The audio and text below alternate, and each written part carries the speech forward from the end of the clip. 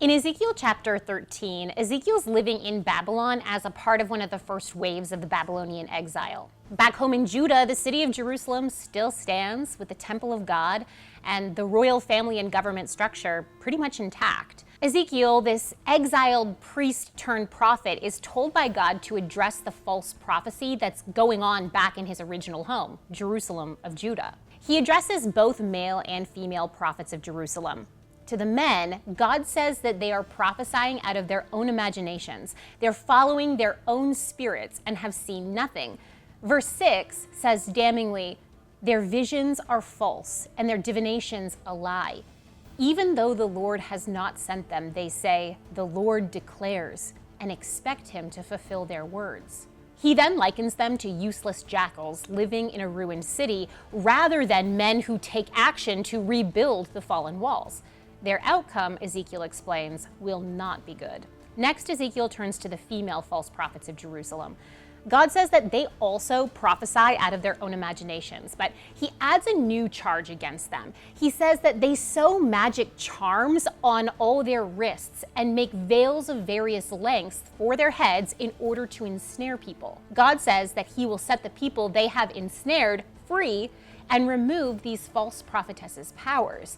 Verse 22 says, "Because you disheartened the righteous with your lies when I had brought them no grief, and because you encouraged the wicked not to turn from their evil ways and so save their lives, therefore you will no longer see false visions or practice divination." So to all the false prophets, male and female, God accuses them of lying, of using their imaginations in prophecy, of having false visions, and of divination.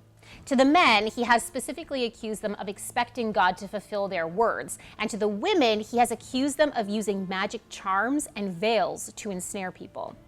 Now, it's not known exactly what practice Ezekiel is referring to here with the magic charms and the veils, but practices like that are known in history and through archaeology.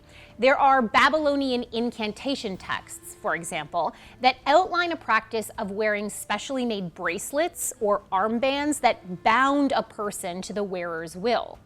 There are bowls from the Israelite exiled communities in the Persian period. So think of the time of the prophet Daniel or the time of Esther, Ezra, and Nehemiah.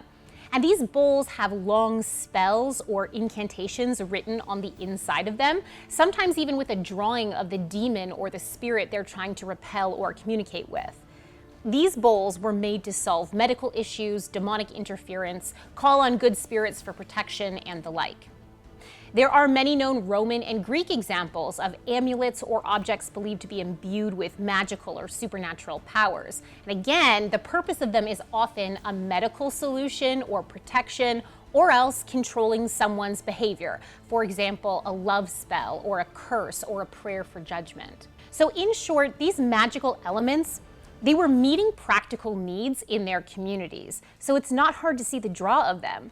And a genre that I'm particularly sympathetic towards personally are ancient spells to calm crying infants. In a 2016 article written by David Bosworth, he outlines some old Babylonian and Neo-Assyrian incantations with their corresponding rituals given to exhausted ancient parents whose children didn't sleep through the night. Back to the magic charms in Ezekiel. I am sure that they served some sort of practical or felt need in the society at the time, but they were evil. They violated the law of God in the name of God. And we too have to be so careful what we accept as from God, even when it feels good to us or when it meets a need. Is it godly?